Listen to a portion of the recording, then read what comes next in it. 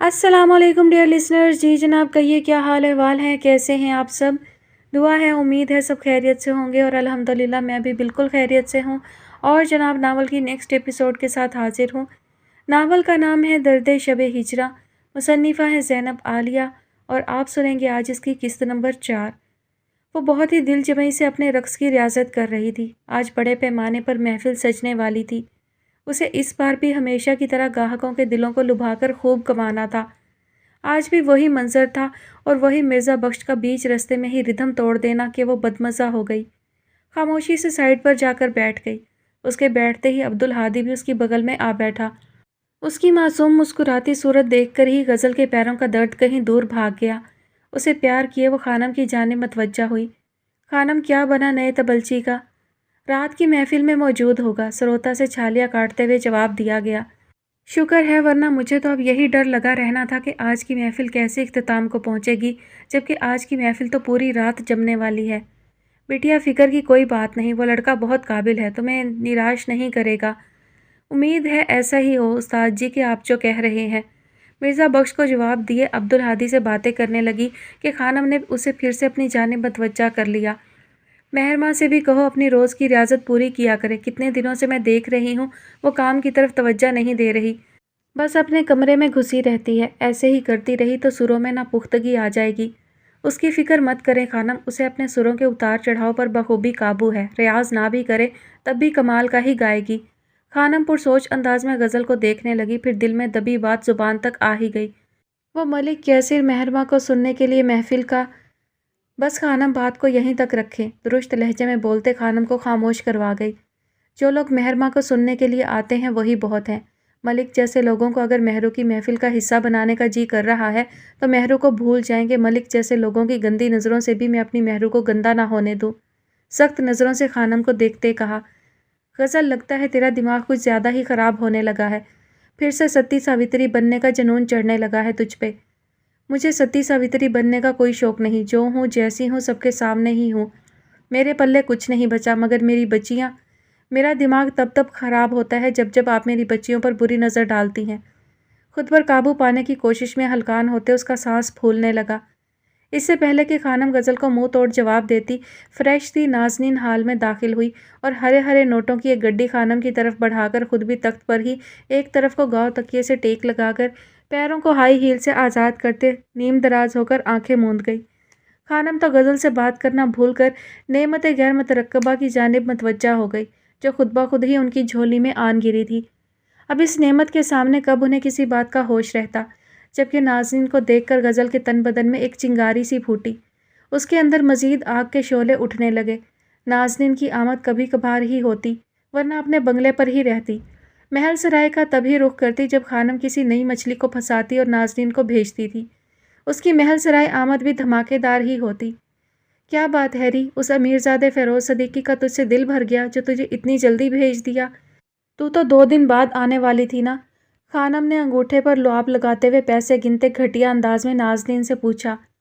खानम फ़ेरोज़ सदीकी को इस महल सराय की मासूम और अनछुई कली भा गई, इसीलिए मुझे जल्दी भेज दिया कि मैं उसकी ख्वाहिश पूरी करने का कोई बंदोबस्त करूं। 1 लाख की एडवांस रकम दी है। नाज़नीन की बात पर गज़ल एक मौमा में उलझ गई कि वो किसकी बात कर रही है। अनछुई तो उसी के पास थी, बाकी तो सब अपने नसीबों की बदबख्ती में फंसी थी। गज़ल को सोचों के भंवर में फंसाए कुछ याद आने पर नाज़नीन उठ बैठी और पैसे गिनती खानम की जानिब घूर कर देखा। खानम, ना जाने क्यों आपकी सोचें बस पैसे के गिर्द ही घूमती रहती हैं कि इर्द गिर्द का होश ही नहीं रहता। 20 दफ़ा बोला है कि बंदा देख भाल कर लड़की को भेजा करो, मगर आप मेरी कब सुनती हैं। क्या हो गया? वो 20 साला लड़की जिसे आपने मलिक कैसर के हमरा किया था, जानती है क्या हुआ? मर गई, कल ही पता चला है मुझे। नाज़रीन गुस्से भरे लहजे में बोली कि उसके नज़दीक इंसानी जान की कोई अहमियत नहीं थी, बस एक खूबसूरत कली के ज़ाया होने पर गुस्सा हुई। उसकी बात पर नोट गिनता खानम का हाथ पल भर को थम गया, मगर मलिक कैसर उसका बहुत ही पुराना और जागीरदार बंदा था। अब तो सियासी बंदा बनकर मज़ीद खानम के लिए ख़ास हो गया था। एक लड़की के बदले वो लाखों खानम को देता था, फिर कैसे गुस्सा होती। मलिक कैसर पे हज़ारों लड़कियां कुर्बान। वो जितनी कीमत पर उस लड़की को लेकर गया है, समझ उसके मरने का ही सौदा करके गया है। और तू क्यों उसके खिलाफ बोल रही है? जानती है ना, बहुत ही काम का बंदा है। खानम ने आम से अंदाज में कहा और फिर से अपने काम की तरफ मतवज्जा हो गई। خانم پھر بھی احتیاط برتا کریں، جتنی وہ خوبصورت تھی بہت فائدہ دیتی ہمیں۔ آئندہ کی بات آئندہ پر چھوڑ کر پرسکون ہو جا تو۔ ویسے یہ بات تو سچ ہے کہ لڑکی تھی کمال کی، اب کے مرنے والی کی مٹی پلید کرتے دونوں کہا لگا رہی تھیں۔ ان دونوں کی بے غیرتی اور بے حسی پر غزل کی بے ساختہ نظر عبدالہادی کی طرف اٹھی، جو بہت ہی مگن انداز میں ان کی باتیں سن تو رہا تھا مگر چہرے پر خوف کے اثرات بھی نمایاں تھے۔ شاید وہ کھلی ڈھلی باتیں اس پر اثر انداز ہو رہی تھی۔ غزل کا چہرہ ایک دم سے سپاٹ ہوا، وہ اٹھ کھڑی ہوئی، حال سے جانے لگی کہ ایک سوچ لیے واپس پلٹی۔ اس کا مخاطب مرزا بخش تھے۔ مرزا بخش، کل سے میں عبدالہادی کو اس بازار حسن میں نہ دیکھوں، ورنہ تم اس ہیرا منڈی کی تنگ تاریک گلیوں میں ننگے گھومتے دکھائی دو گے، سمجھے؟ وہ سرد لہجے میں انگلی اٹھا کر تنبیہ کرتے ہوئے ایک دم سے بدتمیزی سے بات ان تک پہنچا کر پلٹی۔ دونوں باپ بیٹے نے غزل کو دیکھا۔ نہ جانے اس کو کبھی کبھی کیا دورہ پڑتا ہے، ساری تہذیب بھول جاتی ہے کہ کس سے بات کر رہی ہے۔ بد لحاظ کرتی ہوں پھر سے اس کا کچھ بندوبست، خانم ہولے سے بڑبڑائی۔ خانم، میں تو کہتی ہوں آج شام کی فلائٹ سے اسے بھی میرے ساتھ سیٹ کے پاس بھیج دیں، وہ خود ہی اس کے دماغ کو چڑھی گرمی اتار دے گا۔ نازنین اونچی آواز میں بولی کہ غزل، جو ابھی حال کا دروازہ پار بھی نہیں کر پائی تھی، اس کے قدم بیچ راہ میں رکے، خونخوار نظریں لیے اس کی جانب پلٹی۔ میرے منہ لگنے کی ضرورت نہیں، سمجھی؟ اور تو جس بھی انچھوئی کلی کی بات کر رہی ہے، اگر وہ میری بچیوں میں سے ہوئی اور تو نے ان کی طرف آنکھ اٹھا کر بھی دیکھا تو باخدا تیرا خون پی جاؤں گی، ذلیل ضمیر فروش گھٹیا عورت۔ وہ بولی نہیں بلکہ بھوکی شیرنی کی طرح دہاڑی، جس پر وسیع حال گونج اٹھا۔ عبدالہادی سہم گیا، کب اس نے غزل کو اس خوفناک روپ میں دیکھا تھا۔ مرزا بخش بھی کچھ پریشان سے ہو گئے۔ خانم نے نازنین کے ہاتھ پر ہاتھ رکھ کر اسے خاموش رہنے کا اشارہ دیا۔ نازنین کے چہرے پر پھیلی مسکراہٹ دیکھ کر وہ خود پر ضبط کیے مڑ گئی۔ مرزا بخش نے بات کا رخ اپنی جانب موڑا۔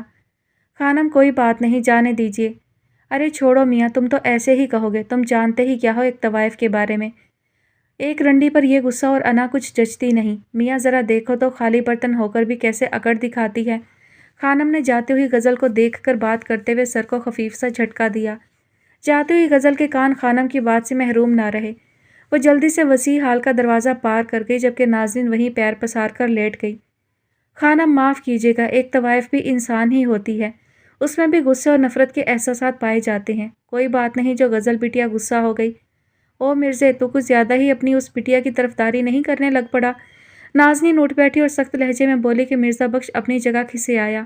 نازنین خانم کے علاوہ سب سے ہی بہت نخوت اور تنفر سے بات کرتی، پھر مرزا بخش کیا چیز تھے؟ نین، تو کچھ زیادہ ہی گرمی دکھا رہی ہے، جا آرام کر، تھکی ہوئی ہے، شام میں تیری فلائٹ بھی ہے۔ خانم نے اسے منظر سے ہٹایا، جو اپنا پرس اٹھائے ہائی ہیل ہاتھ میں پکڑے اپنے کمرے میں چلی گئی۔ خانم پھر سے مرزا کی جانب متوجہ ہوئیں۔ ارے میاں، پائے جاتے ہیں جذبات و احساسات، مگر ایک طوائف کو ان سب کو مارنا پڑتا ہے کہ یہی ہمارے یہاں کا دستور اور ریت رواج ہے۔ جب طوائف میں جذبات و احساسات موجود ہوں تو اس کے اندر عام عورت بننے کی چاہ حد سے زیادہ ہوتی ہے، پھر وہ خود کو طوائف نہیں بلکہ ایک عورت۔ ابھی ان کی بات پوری بھی نہ ہوئی کہ ایک دم سے اٹھتے شور پر انہوں نے سامنے دیکھا، جہاں حال کے دروازے پر لٹکتی لڑیاں ہٹائے بابو وفا کو گھسیٹتے ہوئے لا رہا تھا۔ چھوڑو مجھے بے غیرت انسان، بابو کی گرفت سے ہاتھ چھڑاتی وفا غصے اور نفرت سے بولی۔ کیسا تماشا لگاتے ہوئے آ رہی ہے، کیا تو یہاں پہلی بار آئی ہے؟ عالم آرا نے وفا کے چیخنے چلانے پر کہا۔ تماشا میں نے نہیں، آپ نے لگوایا ہے۔ کیوں مجھے یوں اٹھوایا گیا ہے؟ وفا نے کندھے پر جھولتے کالج بیگ کو خانم کے تخت پر پٹکا۔ خانم اس کی بدتمیزی پر بھویں سکیڑ کر رہ گئی۔ انہوں نے سفید یونیفارم میں موجود وفا کو دیکھا۔ جب میں نے کہہ دیا تھا مجھے ابھی یہاں نہیں آنا، میرے امتحان چل رہے ہیں، تو ایک بار کی بات آپ کو کیوں سمجھ نہیں آتی؟ وہ اونچی آواز میں چلائی، مگر لہجے اور لفظوں میں بے بسی و بے چارگی تھی۔ خانم اپنی جگہ سے اٹھی۔ مرزا بخش اور بابو کو حال سے جانے کا اشارہ دیا، جو خانم کا اشارہ پاتے ہی عبدالہادی کو لیے چلے گئے۔ خانم نے ساڑی کی فال درست کی اور وفا کے پاس آ رکی۔ ایک جھٹکے سے انہوں نے وفا کی کلائی پکڑ کر مروڑتے ہوئے اس کی کمر سے لگائی، جس پر وفا کی کراہ نکلی۔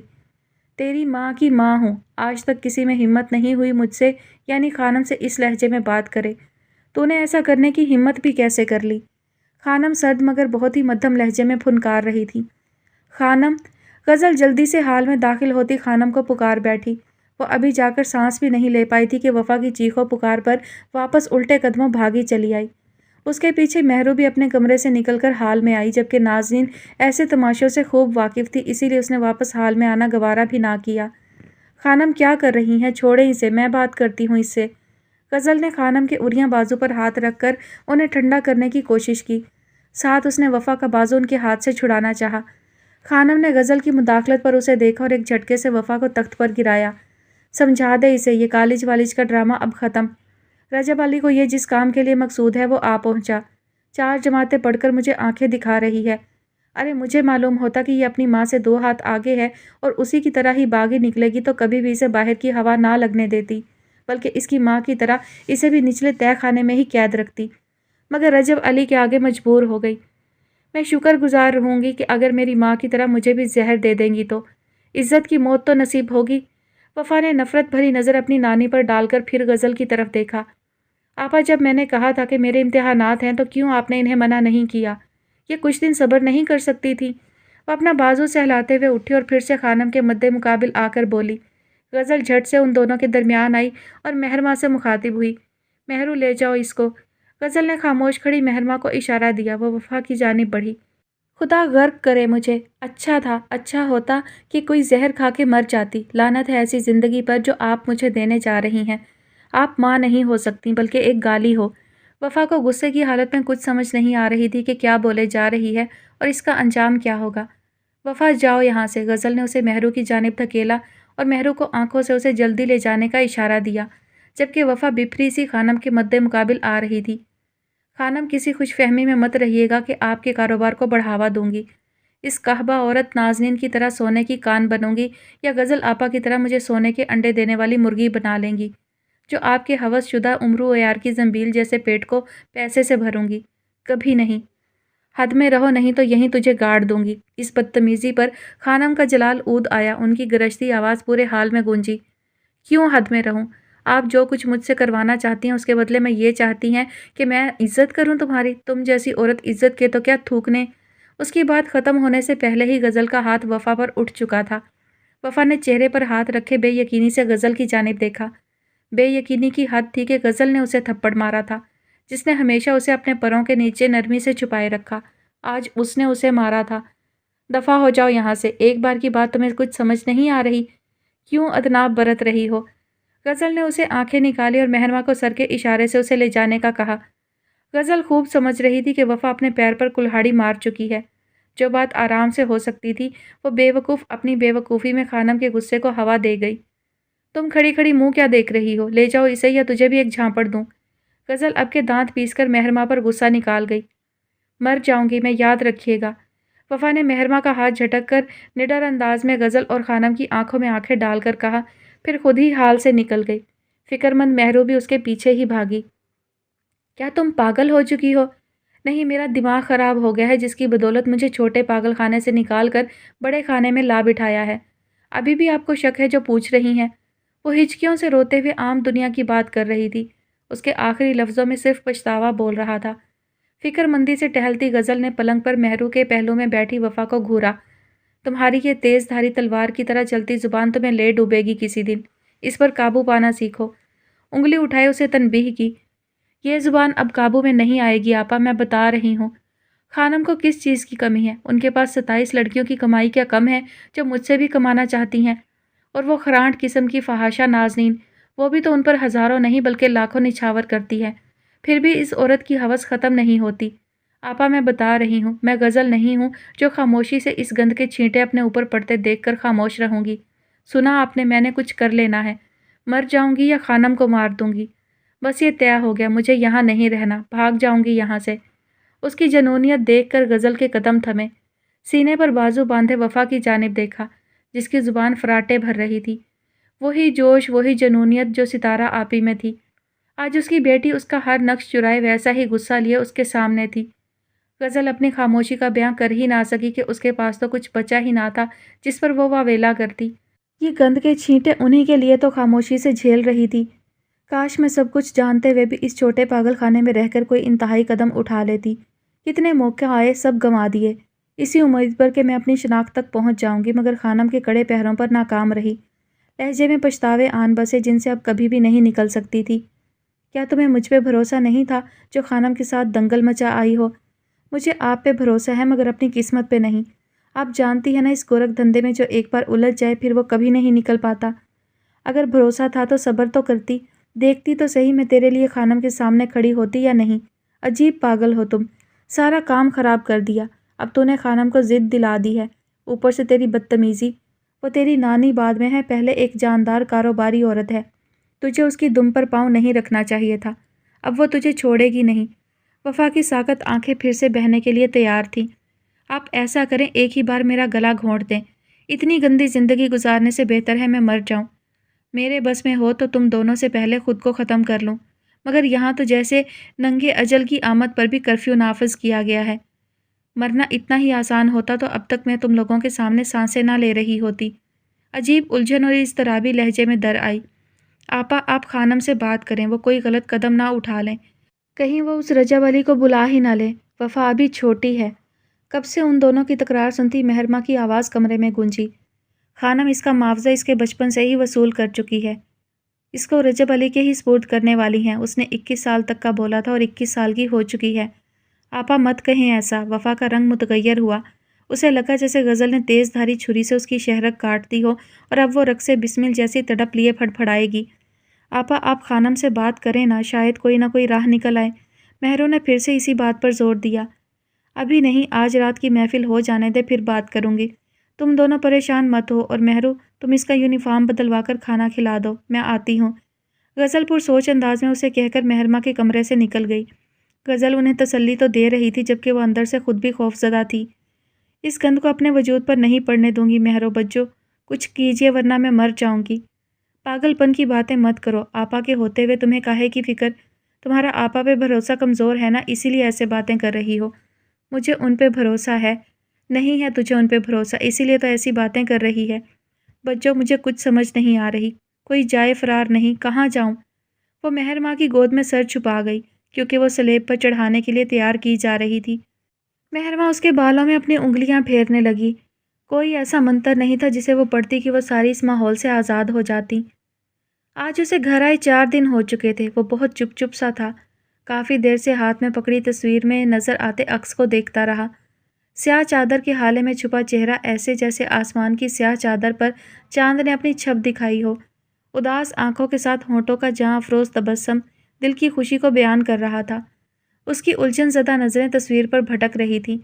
لاکھ یاد کرنے کے باوجود اسے یاد نہیں آ رہا تھا کہ خواب کے علاوہ یہ چہرہ ماضی میں کہاں دیکھا گیا ہے۔ سوچوں کی الجھی گتھیاں نہ سلجھی تو تھک ہار کر اس نے ہاتھ میں پکڑی تصویر اپنی ڈائری میں بند کی اور رائٹنگ ٹیبل سے اٹھ کر اپنے بستر پر آ لیٹا۔ وہ ہوا کے جھونکے کی طرح اس کی زندگی میں بہار بن کر آئی اور خزاں کے بکھرے پتوں کی طرح اڑ گئی۔ اس چہرے کو 2 بار ہی تو دیکھ پایا تھا، ایک خوشکن چہرہ لیے نیاز بانٹتے اور دوسرا غصہ بھرا۔ اس کے لیے اس کے چہرے کے تاثرات دونوں بار الگ الگ تھے، مگر آنکھیں اس بار بھی پرسوز اور کرب میں مبتلا دکھائی دیں۔ وہ اس کا چہرہ بھول نہیں پا رہا تھا۔ اس نے کئی بار اس کے خیال کو اپنے سوچوں سے جھٹکنے کی کوشش کی مگر ناکام رہا۔ سر کے نیچے دونوں بازو فولڈ کیے لیٹا اسی عکس میں کھویا تھا کہ اس کے کمرے کا دروازہ نوک ہوا۔ ساتھ ہی بغیر اجازت کے حمائل اور شانزل آپس میں نوک جھونک کرتے اس کے کمرے میں داخل ہوئے۔ کہہ دیا نہیں چائے ملے گی تو بس نہیں ملے گی۔ دودھ کا گلاس ہاتھ میں پکڑے الیون کی جانب بڑھی جو اٹھ بیٹھا۔ کیا ہو گیا ہے اور دودھ کیوں لائی ہو، چائے کیوں نہیں؟ حمائل کا خفگی بھرا چہرہ اور اس کے ہاتھ میں دودھ کا گلاس دیکھ کر پوچھے بنا نہ رہ سکا۔ آنی ماں نے رات کی چائے پر کرفیو نافذ کر دیا ہے، اس لیے میں یہاں موجود ہوں، کچھ کیجیے۔ چائے کا شوقین شانزل دہائی دیتے ہی الیون کی بائیں جانب کوہنی کے بل ڈھیر ہوا۔ کیوں، اب یہ کیا بات ہوئی بھلا؟ بقول مما آپ لوگ چائے پیتے نہیں بلکہ ہر 15 منٹ بعد چائے کا نشہ کرتے ہیں۔ آپ کی شریانوں میں خون کی بجائے چائے ہی دوڑتی ملے گی۔ اس کے اور شانزل کا کثرت سے چائے پینے کی وجہ سے فضا بیگم نے ہی نیا حکم دیا تھا جس پر الیون چپ نہ رہ سکا۔ یہ تو ظلم ہے ہم پر۔ کوئی ظلم نہیں، صحت کی حفاظت کے لیے احتیاطی تدابیر ہے، پکڑیں اور پئیں۔ اسے زبردستی گلاس تھما کر اس کے پاس ہی ٹک گئی۔ حمائل پلیز چائے لا دو یار، مجھے بھی بڑی سخت طلب ہو رہی ہے، شانزل نے مسکین لہجے میں کہا۔ مما کو بتا دوں گی چائے مانگ رہے ہو۔ اب یہاں سے رخصت ہو کر جانے والی ہو، اب لگائی بجھائی بند کر دو، یہاں سے سکون سے جاؤ اور ہمیں بھی سکون سے رہنے دو۔ الیون نے شانزل کی طرح ہی اسے کہا کہ وہ تپ گئی۔ کون سی لگائی بجھائی کی میں نے، بتائیں تو ذرا۔ وہ فوراً تپ گئی اور تیوری چڑھائے پوچھا، کتنے دنوں سے تم نے عارف کو برے لفظوں میں یاد کر کر کے ہمارا ناک میں دم کر رکھا ہے؟ یہ بات جانتے ہوئے بھی کہ دنیا ادھر کی ادھر ہو جائے ہم اس سے بدگماں نہیں ہونے والے۔ پھر بھی تم نے ہزاروں ایسے اس کے قصے نکال کر ہمارے سامنے کیے جو بچپن کی نادانیاں تھیں۔ آپ تو ایسا ہی کہیں گے نا، آپ کا بیسٹ فرینڈ جو ہوا۔ ہولے سے بڑبڑائی جبکہ شانزل حمائل کے چہرے کو گہری نظروں سے جانچ رہا تھا۔ بھائی میں ایک بات کہوں، شانزل نے سنجیدگی سے اجازت طلب کی، جس پر الیون نے مثبت جواب دیا۔ جہاں تک میں اس کی نفسیات سمجھ پایا ہوں وہ یہ ہے کہ یہ عارف بھائی کے حوالے سے مثبت سوچنا چاہتی ہے، مگر بعد میں اس کے دماغ کے اندر جو موجود کیڑا بلبلا اٹھتا ہے اور انہیں بھی یہ سب کی کیٹیگری میں لا کھڑا کرتی ہے۔ فضول مت بولو، حمائل نے شانزل کو آنکھیں نکالی۔ سیریسلی حمائل، عارف بھائی کے اچھا ہونے والی بات تمہارے لاشعور میں ہے، مگر تمہارا شعور اس بات کو دبانے کی کوشش کرتا ہے۔ تمہیں وہ اچھے لگتے ہیں، مگر ایسا مانتے ہوئے تمہاری لمبی ناک آڑے آ جاتی ہے۔ او گاڈ، میں کوئی پسند وسند نہیں کرتی انہیں، یہ صرف آپ لوگوں کی زبردستی ہے اور کچھ نہیں، اور تم اپنے یہ نفسیاتی حربے مجھ پر مت آزمایا کرو۔ اس کے درست اندازے پر شانزل کو گھورتے اس کی بات کی نفی کر گئی، مگر اس کی خود پر گڑی جانچتی نظریں اور پراسرار مسکراہٹ دیکھ کر حمائل نظریں چرانے پر مجبور ہو گئی۔ ابھی بھی تمہارا سچ پکڑے جانے پر تم خوفزدہ ہو رہی ہو۔ ایسا کچھ نہیں ہے شانزل، پلیز بند کرو مجھے گھورنا۔ وہ سنجیدگی سے بولتے بائیں ہاتھ میں موجود گولڈ کی رنگ کو گھما رہی تھی۔ اس کی حرکتوں پر شانزل مسلسل مسکرائے جا رہا تھا۔ وہ جانتا تھا الجھن زدہ لوگ اکثر الجھن میں ایسے ہی بیہیو کرتے ہیں۔ میری گٹ فیلنگ بار بار مجھے یہی اشارہ دیتی ہے کہ تمہیں عارف بھائی سے کوئی ایشو نہیں، بس تم حویلی نہیں رہنا چاہتی، ہے نا ایسا ہی؟ بھائی اسے بولیں چپ کرے ورنہ میں اس کا حشر بگاڑ دوں گی۔ یہ اپنے نفسیاتی ٹوٹکے ان لوگوں پر ہی آزمائے جن کے لیے نفسیات کی پڑھائی کر رہا ہے۔ مجھ پر اپنی باتیں زبردستی تھوپنے کی ضرورت نہیں۔ شانزل نے پھر سے کچھ کہنے کے لیے منہ کھولا ہی تھا کہ الیون نے اسے چپ رہنے کا اشارہ دیا۔ وہ آج انکل فواد آئے تھے لالا کا چیک اپ کرنے، کہہ رہے تھے اب وہ پہلے سے بہت بہتر ہیں۔ بحث کے دوران الیون اور شانزل محسوس کر چکے تھے کہ اب وہ اس بات سے بھاگ رہی ہے۔ ہاں انکل سے میری فون پر تفصیلی بات ہو چکی ہے، ویسے ابھی لالا سو گئے یا مما ان کے پاس ہی ہیں؟ الیون پرسوچ انداز میں پوچھ رہا تھا۔ آپ نے انہیں آج جلدی دوا کھلا دی اس لیے وہ جلدی سو گئے۔ مما بابا کی کال آئی ہے، ان سے بات کر رہی ہیں۔ آپ ہی کچن سمیٹ رہی ہیں، شانزل اور میں آپ کے پاس تمہارا سر کھانے کے لیے۔ کمرے میں داخل ہوتی شہرزاد نے اس کے تفصیلی جواب کے آخری جملے پر ٹکڑا لگایا۔ آپ تو ابھی کچن میں تھی نا، میری جاسوسی کرنے آئی ہیں؟ جی نہیں، تھوڑی دیر پہلے والا آنی کا پیغام دینے آئی ہوں کہ صبح آنی ماں اور الیون نے تمہارے سسرال یعنی عارف کے پنڈ جانا ہے، صبح وقت پر اٹھ جائے، آپ ہی باز آ جائیں۔ حقیقت تو حقیقت ہی رہے گی، میرے باز آنے سے کیا ہوگا، کتنی پیاری لگو گی اپلے تھاپتے ہوئے۔ شہرزاد ہنستے ہوئے بولی۔ حمائل کے چہرے پر ایک دم سے سنجیدگی چھا گئی۔ اگلے ہی پل خاموشی سے اٹھ کر کمرے سے ہی نکل گئی۔ اس کا اٹھ کر جانا کمرے میں موجود تینوں نفوس محسوس کر سکتے تھے۔ شہرزاد پچھتائی کہ کیوں اس نے غلط وقت پر اسے چھیڑ دیا کہ وہ اٹھ کر ہی چلی گئی، لیکن بعد میں اسے سوری کرنے کا سوچتے صوفے کی جانب بڑھی اور الیون کے دھلے ہوئے طے شدہ کپڑے جو حمائل لاپرواہی سے وہیں رکھ گئی تھی اٹھا کر الیون کی الماری میں رکھنے لگی۔ شہرزاد مجھے تم سے ایک بات پوچھنی ہے۔ پوچھو، الماری میں منہ گھسائے مصروف انداز میں کہا۔ یہ بات جانتے ہوئے بھی کہ لالا آج بھی اور آنے والے کل میں بھی اس لڑکی سے محبت کرتے ہیں اور کرتے رہیں گے، کیا تم مما کے فیصلے سے خوش اور مطمئن ہو؟ الیون کی سنجیدگی اور فکر محسوس کرتے شہرزاد کے ہونٹوں پر مدھم سی مسکراہٹ رینگ گئی۔ سب کو میری فکر ہے، جبکہ ظاہر ہے پوری زندگی کا معاملہ ہے۔ میں نہیں چاہتا تم بھی حمائل کی طرح کبھی خوش تو کبھی غم کی تصویر بنی رہو۔ وہ جلدی سے اس کی بات کاٹ کر بولا۔ جب نکاح ہو چکا ہے تب سب کو یاد آ رہا ہے۔ الیون کو اپنی بات سے فکر مند کیے اس کی پریشان صورت دیکھ کر اپنی ہنسی چھپا گئی، جبکہ شانزل خاموش سامعین کا کردار ادا کرتے ان کی تکرار سن رہا تھا۔ کیا تم خوش نہیں؟ اگر میں کہوں کہ مجھے تمہارے یار من ذرا بھی اچھے نہیں لگتے، صرف آنی ماں کے لیے ہاں کی ہے تو؟ لہجہ ابھی بھی شرارت کا غمازی تھا۔ دیکھو شہرزاد، میرے یار من کے بارے میں کچھ بولا نہ تو جان نکال دوں گا، اور اس سے پہلے کہ تم انہیں ریجیکٹ کرو میں ہی تمہیں اپنی بھابھی بنانے سے ریجیکٹ کر دوں گا۔ الیون سنجیدگی سے بولا، جس پر شہرزاد کا دل رک رک کر چلنے لگا۔ پل بھر میں ہی رنگ ہلدی مائل ہوا، کیسی بے چینی ہونے لگی تھی، جیسے جسم سے روح کو جدا کرنے کی خبر سنائی جا رہی ہو۔ وہ جھٹ سے فکر زدہ چہرہ لیے الماری کا پٹ بند کرتے ہوئے مڑی۔ مجھے ان سے جدا کر کے مجھ پر ظلم مت کرنا الیون، ورنہ میں جیتے جی مر جاؤں گی۔ اس کے لہجے سے ٹپکتی دہشت الیون اور شانزل سے پوشیدہ نہ رہ سکی۔ تو پھر سچ بتاؤ، میرے یار من کے بارے میں تمہارا کیا خیال ہے؟ الیون نے اب کے نارمل لہجے میں استفہام کیا۔ میرے صبر کا میٹھا پھل، اب خوش؟ اپنی حالت پر قابو پاتے بولی کہ الیون کے سینے میں اٹکا سانس بحال ہوا۔ आप ही इसी खुशी में यार मन के नाम एक एक चाय का कप हो जाए। शांजिल की बात पर वो कमर पर हाथ टिका गई, एक तरह सीधा आईब्रो को ऊपर उचकाया। तुम्हारी तान चाय पर ही आकर क्यों टूटती है? उठो पढ़ाई करो जाकर, बहुत टाइम वेस्ट कर लिया तुमने। कब से तुम्हें मैं देख रही हूँ, कभी तुम टीवी देख रहे हो तो कभी मोबाइल इस्तेमाल कर रहे हो, कभी तुम्हारी और हमायल की लड़ाई शुरू हो जाती है, कभी कुछ तो कभी कुछ। मजाल है जो 1 मिनट के लिए मैंने तुम्हारे हाथ में बुक देखी हो।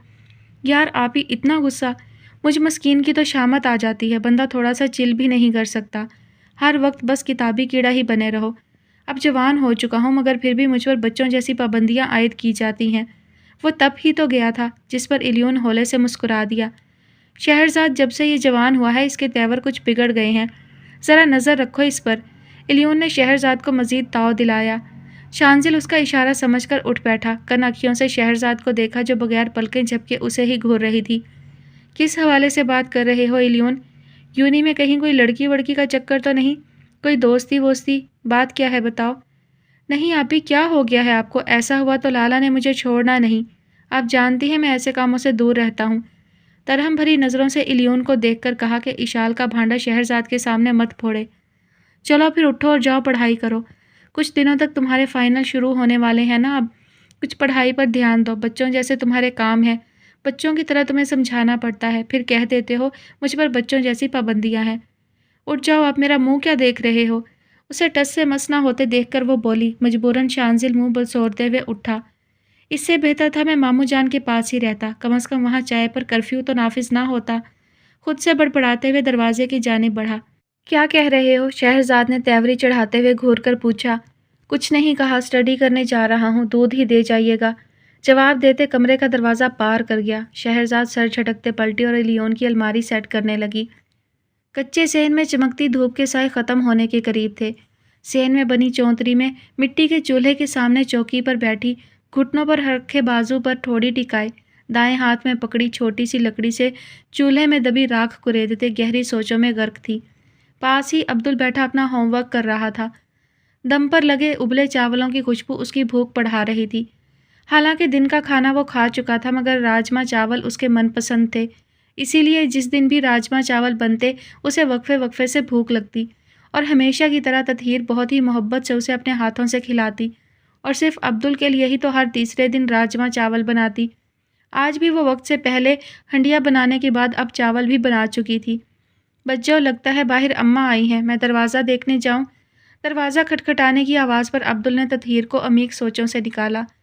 नहीं, मैं देखती हूँ, तुम काम करो। हाथ में पकड़ी लकड़ी साइड पर रखते उठी और दरवाज़ा खोलने चली गई। कौन? ततहीर, मैं हूँ। सफ़ीना बीबी की आवाज़ पर दरवाज़ा खोला मगर माँ के साथ दहलीज के पार खड़ी हस्ती को देखकर उसकी बुझी आंखें थम सी गईं। खुद ब खुद ही आंखों के चमकते जुगनुओं की मध्यम होती रोशनी एकदम से बढ़ने लगी। दिल पूरी शिद्दत से सिमट कर फैला। बेयकीनी थी, उसका यकीन अभी भी बिखरा था कि उदासियों की आमाजगा बना मताना ज़दा चेहरा इज़्ज़त और एहतराम से पुर झुकी निगाहें क्या वाकई ही मुजस्सम शक्ल लिए मौजूद था। अभी ही तो वो उसके तसव्वुर में सफ़र कर रहा था और अब एक हकीकी रूप धारे उसकी दहलीज पर खड़ा उसे वर्ताए हैरत में डाल गया। आए ना छोटे शाह, बाहर क्यों रुक गए? सफ़ीना बीबी की आवाज़ पर ततहीर का तिलिस्म टूटा। वो संभलती बहकती नज़रों पर काबू पा गई। पलकों की झालरें सीमी आरिज़ों पर सजदा रेज हुई। नहीं खाला भी, अब मैं चलता हूँ, बस आप दवा ध्यान से लीजिएगा ताकि बुखार में कुछ अफाका हो सके। लापरवाही से बुखार बिगड़ भी सकता है। भारी मध्यम खूबसूरत आवाज़ ततहीर की समातों से क्या टकराई कि सीमी आरिज़ों पर सजदा रेज लरजती घनी स्याह झालरों ने दिल को दगा देने की नाकाम कोशिश करते फिर से ऊपर उठने की कोशिश की। एक बार फिर से सामने खड़े पेकर का दीदार करने पर उकसाया मगर ऐसा ना हो सका। वो ततहीर थी, दिल के सिवा उसे अपनी सोचों और नज़रों पर काबू था। मेहरबानी शाह पुत्र, अल्लाह आपदे नसीब अच्छे करे। भला हो आपका जो मुझे दवाई दारू दिला दी, वरना ऐसे ही सारी रात आवाज़ारी में गुजरती। खिदमत खल्क है खाला, आप पर कोई एहसान नहीं किया। अच्छा मैं चलता हूँ, अल्लाह निगहबान। सफ़ीना बीबी ने भी मज़ीद इस्तफसार ना किया और हाथ में पकड़ा दवाइयों का शापर लिए अंदर चली गई और वो दोनों खामोश खड़े रह गए। वो पलटा मगर ततहीर दरवाजे का कवाड़ थामे जाते हुए मुंसिफ के पलटने से पहले ही उसे पुकार बैठी। हालांकि उसका ऐसा कोई इरादा नहीं था, न जाने किस रो में बहक गई जो ये गलती सरजद हो गई। हमेशा की तरह मुकाबिल के कदम भी ज़मीन के साथ जकड़े गए। उस मधुर आवाज़ ने उसके पैरों में बेड़ियां डाल दी। लाखों ज़ब्त बांधे गए मगर दोनों की नज़रें चार हो चुकी थीं। सुनो ऐसा नहीं करते, सफ़र तन्हा नहीं करते, जिसे शफ़ाफ़ रखना हो उसे मैला नहीं करते। तेरी आँखें इजाज़त दें तो हम क्या क्या नहीं करते। बहुत उजड़े हुए घर को बहुत सोचा नहीं करते। सफ़र जिसका मुकद्दर हो उसे रोका नहीं करते। कभी हंसने से डरते हैं, कभी रोया नहीं करते। तेरी आँखों को पढ़ते हैं, तुझे देखा नहीं करते। चलो तुम राज हो अपना, तुम्हें अफ़शा नहीं करते। सहर से पूछ लो मोहसिन कि हम सोया नहीं करते। दोनों तरफ बेबस खामोशी थी। ततहीर को अपनी माँ की आवाज़ भी सुनाई ना दी, जो यही समझी कि शायद मुंसिफ शाह जा चुका है और वह दरवाजे पर फजूल ही खड़ी है। अपनी बेखुदी और बेबसी पर ततहीर की आंखें पुरनम होने लगीं। अपनी बेबसी को छुपाने के लिए अपनी घनी पलकों की चिलमन गिराते बस मुखालिफ के कदमों को नमज़दा आंखों से देखी गई। कई पल खामोश फिज़ा में उनकी खामोशी रक्स करती रही और मोहब्बत उन खामोश बेबस बीतते लम्हों पर बयान करने लगी। दोनों तरफ गहरा सन्नाटा छाया हुआ था। ज़ात पात और माशरे की आहनी दीवार उनके बीच हायल थी, जिसको कोई भी नहीं फलांग सकता था। बचपन की बेतकल्लुफ़ी तो कब की ख़त्म हो चुकी थी। महजूब मोहब्बत परवान चढ़ी और दोनों को ले डूबी। अब तो बस आंखों से ही राजो न्याज होते, एक दूसरे की नज़रों के पैगामात खामोशी से पढ़ लिए जाते। मुंसिफ शाह के बेताब होते दिल की बेचैनी उसके चेहरे से ज़ाहिर होने लगी। वह मुकाबिल के सामने कमज़ोर नहीं पड़ना चाहता था। अगले ही पल वो पलटा और तेज़ तेज़ कदम उठाते सामने कुछ फासले पर खड़ी अपनी गाड़ी की जानिब बढ़ गया। वो ततहीर की आंखों में उभरती अजियत ना देख पाया, जो सिर्फ उसी की वजह से थी। कैसी बेबसी थी जिसने दोनों को ही अपना असीर बना लिया था, जिससे कभी भी रिहाई मुमकिन ना थी। ए ततहीर, अंदर आ भी जा, वहाँ क्यों खड़ी है? आजा, मुझे बिस्तर बिछा दे। बरामदे की चिक को ऊपर बांधते हुए सफीना बीबी ने उसे पुकारा। आई अम्मा, एक बार अपनी खिज़ां रसीदा आंखों को पुरनूर तो कर लूं। न जाने अब कब उठें, कब उन्हें देख पाऊं, शायद फिर कभी देख पाऊंगी भी या नहीं। लरजती आवाज़ उसी के आसपास घूमकर दम तोड़ गई कि शायद ही सफीना बीबी उसका जवाब सुन पाई हों। जब से ततहीर को मालूम हुआ था कि उसके वालिद उसे साथ ले जाएंगे, ततहीर का सोच सोच कर ही दिल बंद होने लगता कि अभी तो उन फिज़ाओं में रची बसी उसकी खुशबू उसे पुरसकून रखती, उसके पास होने का एहसास दिलाती। यही उसके लिए बहुत था। और जब वो ना होगा तो कैसे अपनी खिज़ां रसीदा आंखों को पुरनूर रखेगी, कैसे दिल को तसल्ली देगी। वो अभी तक वहीं खड़ी उसको देख रही थी जो गाड़ी में बैठ चुका था। गाड़ी एक स्पीड से मोड़ काटते उसकी नज़रों से ओझल होती गई और वो शिकस्ता कदमों से दरवाज़ा बंद करते वापस पलटी। कदम मन मन भर के होने लगे। दिल किया सदा यहीं दरवाजे की कवाड़ थामे बस खड़ी मुंसिफ के छोड़े गए कदमों के निशानात को ही देखती रहे। सारी उम्र उसके कदमों के निशानात को देखते ही गुजर जाए। आंखें भर भर आने लगी। लाख रोने की ख्वाहिश थी, मगर वो रो भी नहीं पा रही थी कि अगर रोई तो माँ और भाई को क्या जवाब देगी। खुद पर काबू पाए खामोशी से चौंतरी में दाखिल होकर अपनी जगह पर बैठी। आज क्या पकाया? बरामदे से सफीना बीबी की आवाज़ उभरी। अम्मा, राजमा चावल। ततहीर की बजाय जवाब अब्दुल ने दिया। आए हाय, आए रोज़ बस राजमा चावल ही बनते हैं। मुझे थोड़ी देर बाद रोटी बना दे ततहीर, डॉक्टर ने चावलों की परहेज़ बताई है। उसे कहते सफीना बीबी खुद ही कोठड़ी से बिस्तर लेने चली गई और वह खुद को बहलाने के लाख जतन करने को अब्दुल की जानिब मतवज्जा होते उसकी कापी थामे काम चेक करने लगी। सुर्ख रंग के भारी कामदार जोड़े में मलबूस सिंघार मेज़ के सामने बैठी आईने में एक नज़र अपने चेहरे पर दौड़ाई। कुछ कमी लगी तो उसने सामने पड़ी काजल की चांदी की डिबिया उठाई। काजल की सलाई पहले दाएं आंख फिर बाएं आंख में फेरी। हेज़ल ग्रीन आंखें काजल से सजकर उन मेकअप ज़दा आंखों को और भी हसीन और कातिल बना गई। अब की सुर्ख रंग की लिपस्टिक उठाते पहले से सुर्ख रंग से सजे खूबसूरत होंठों पर सुर्ख रंग की एक मज़ीद तह जमाई के उसके भरे भरे होंठ दिलकश से लगने लगे। लिपस्टिक वापस रखकर माथा पट्टी उठाकर सेट करने लगी कि दरवाज़ा खटखटाकर हाथों में खूबसूरत सी गजरों की टोकरी लिए मेहरमा उसकी तरफ बढ़ी। टोकरी सिंगार मेज़ पर एक तरफ रखकर उसके पीछे ही जा खड़ी हुई। उसके कंधों पर अपने दोनों हाथ रखकर शीशे में गज़ल का बनाव सिंगार देखकर मुस्कुरा दी कि आज वह खूब दिल लगाकर तैयार हुई थी। वाह मेरी प्यारी आपा जान, सच में हमेशा की तरह खूब गज़ब ढा रही हैं। आज कितनों को गिराने का इरादा है? आज तो मेरा टारगेट खानज़ादा ही होंगे जो हमेशा की तरह बच के ना जा पाएंगे। उसकी बात पर मेहरबा हंसते हुए उसकी माथा बिंदी सेट करने में मदद देने लगी।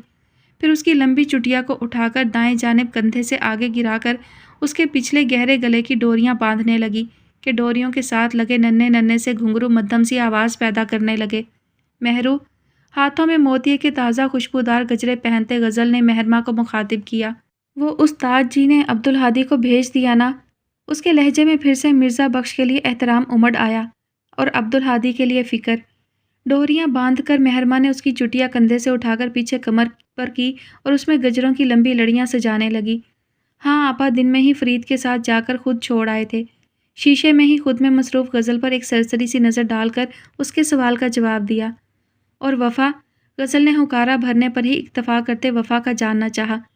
ابھی بھی جلی بھنی بھیٹی ہے، بے وقوف جلد باز ہے، کتنی بار سمجھایا ہے خود پر قابو پانا سیکھے مگر نہیں، اب لینے کے دینے پڑ گئے نا۔ دیکھنا تم خانم نے اسے ڈکار لیے بغیر ہی ہضم کر جانا ہے اور اسے خود بھی پتہ نہیں چلے گا۔ کمبخت ماری، اسی کی وجہ سے خانم کا ہر حکم مانتے ہوئے ان کا خود پر بھروسہ قائم کروایا اور یہ ہے خود ہی اپنے پیر پر کلہاڑی مار بیٹھی۔ اس کے باغی رویے پر خانم پہرے کڑے کروا چکی ہوں گی۔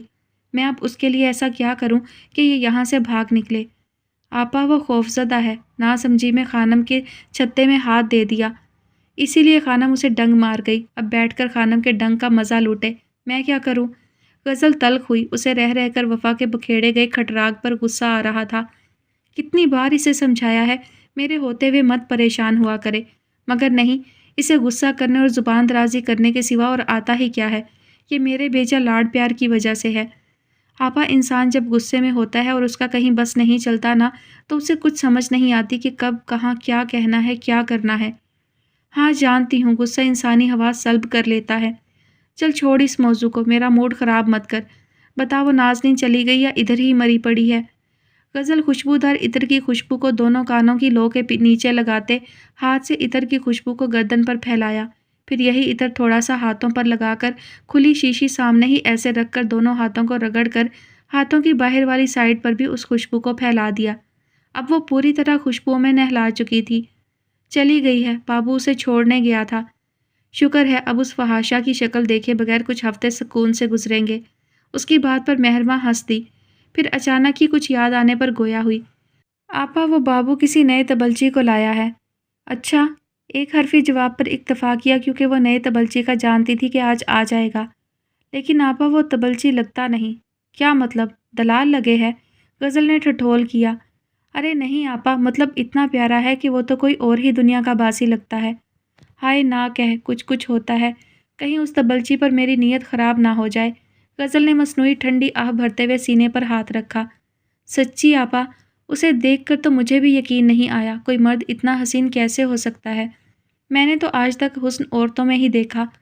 اچھا، سارا حسن کہیں خانم کے کوٹھے پر ہی تو جمع نہیں ہونے لگ پڑا؟ کہیں ایسا نہ ہو جس طرح ہم حسیناؤں کے لیے شریف مہذب مرد رات کی تاریکی میں آتے ہیں، کہیں اس مرد کا حسن دیکھ کر انہی مہذب شریفوں کی لڑکیاں رات کی تاریکی میں اس مرد کے لیے نہ آنے لگ جائیں۔ ایسا ہوا تو سوچو کیا تباہی مچے گی۔ ہماری طرف سے باپ نکلا تو اس حسین مرد کی طرف سے بیٹی۔ غزل تلخ لہجے میں کہہ کر بیہودہ کہا لگا گئی۔ مہرماں نے غزل کی جانب دیکھا۔ کیا تھی وہ؟ کبھی نرم دل تو کبھی سخت دل، کبھی فکر مند تو کبھی بے حس، کبھی آوارہ مزاج کے مرد بھی اس کی گفتگو سے کانوں کو ہاتھ لگائیں تو کبھی اتنی نیک کہ اس پر کرو بیاں کا گماں ہوتا۔ شاید وہ رند تھی جس کا من صاف تھا لیکن ظاہر غلاظت میں لتھڑا ہوا۔ توبہ آپا، خدا معاف کرے۔ مہرو میری جان، دنیا گول ہے، ویسے سوچنے کی بات ہے، اگر کوٹھا مرد سے سجتا تو کیسا لگتا؟ آپا شروع سے ہی کوٹھا مرد سے ہی تو سجتا آیا ہے، بس فرق یہ ہے کہ ان کوٹھوں کو حسن عورت کا وجود بخشتا ہے، باقی مردوں کی آمد ہی کوٹھے کو رونق بخشتی ہے۔ یہ مرد نہ ہو تو یہ کوٹھے کیسے آباد رہیں؟ صحیح کہا تو نے، مرد ہی تو کوٹھا سجاتا ہے، ہم تو ایسے ہی بدنام ہیں۔ آئینے میں دیکھ کر مہرو کی بات کی تائید کرنے لگی۔ کمرے میں چھا جانے والی خاموشی کو مہرو کی زبان نے ہی توڑا کہ وہ پھر سے اس لڑکے کے حسن کے قصیدے پڑھنے لگی۔ آپا ویسے وہ ہے بہت خوبصورت، شکل سے بہت مغرور لگتا ہے، اس کا یہ کام بھی اس کی شخصیت پر جچتا نہیں۔ چل جا رہی ہوں نا، دیکھ لوں گی کہ کہاں کا یوسف ثانی ہے۔ ویسے سچ بتانا، کہیں تیرا دل تو نہیں آ گیا اس تبلچی پر جو بار بار اس کے حسن کے قصیدے پڑھتے ہوئے مرزا رفیع سودا کو بھی پیچھے چھوڑ رہی ہے؟ اگر ایسی بات ہے تو بتا، اپنی آپا کو نکاح پڑھوا دوں تیرا؟ غزل کی بات پر مہرو کے سیاہ نین کٹوروں میں ایک بھولے بسرے اجنبی کی شبیہ لہرائی۔ اب تو اس کے علاوہ وہ کسی اور مرد کا سوچ کر کیسے کسی گناہ کی مرتکب ہو سکتی تھی؟ ارے نہیں آپا، میں حسین صورت کی بھوکی نہیں ہوں، یہ حسن تو ہمارے کوٹھوں پر جا بجا بکھرا پڑا ہے، جس کی قیمت ہر طوائف چکاتی ہے۔ میرے خوابوں میں تو ایک عام سا شخص ہی بستا ہے، چاہے ملے نہ ملے، لیکن اسی سے میرا دل اور سوچیں آباد ہیں۔ کہتی ہے تو مان لیتی ہوں، اگر ایسی کوئی بات ہوئی تو بے فکر ہو کر بتا دینا۔ اگر یہ تبلچی شریف مرد اور قابل بھروسہ ہوا تو تیری شادی میں ہی کرواؤں گی، نکاح پڑھواؤں گی، تیرا یاد رکھنا۔ غزل نے اسے بیڈ پر پڑا نیٹ کا دوپٹہ پکڑانے کا اشارہ دیتے ہوئے کہا، جبکہ مہرماں غزل کے ہونٹوں پر مچلتی شریر مسکراہٹ دیکھ کر سرد سانس بھر کر رہ گئی۔ اس نے سر جھٹکا۔ ان بدبختوں کے نصیب میں کہاں دلہنیں بننا لکھا تھا، انہیں تو بس راتیں رنگین کرنے کے لیے خریدا جاتا تھا۔ ایک رات کی ہی تو دلہن بنتی تھی۔ کس سوچ میں پڑ گئی، دوپٹہ پکڑا، دیر ہو رہی ہے۔ اپنے خیال سے چونکتے مہرو نے پلنگ سے دوپٹہ اٹھا کر اسے تھمایا۔ باریک نیٹ کا دوپٹہ سر پر رکھ کر مہرماں دوپٹے کو پنوں سے سیٹ کرنے لگی۔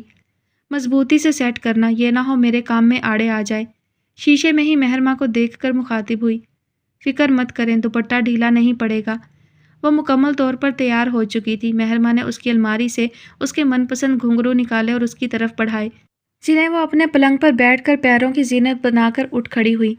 آپا سچ میں آج بہت پیاری لگ رہی ہیں۔ مہرماں نے بڑی بی کی طرح اس کی بلائیں لے ڈالی، پھر اپنی آنکھ سے انگلی پر سرما لگا کر اس کے کان کے پیچھے لگا دیا۔ غزل اس کی ادا پر مسکرا دی۔ مہرو کو اس کی یہی مسکراہٹ تو بھلی لگتی تھی، جس سے اس کے زخندان کا گڑھا بھی مسکرا دیتا اور اس کے حسن کو چار چاند لگ جاتے۔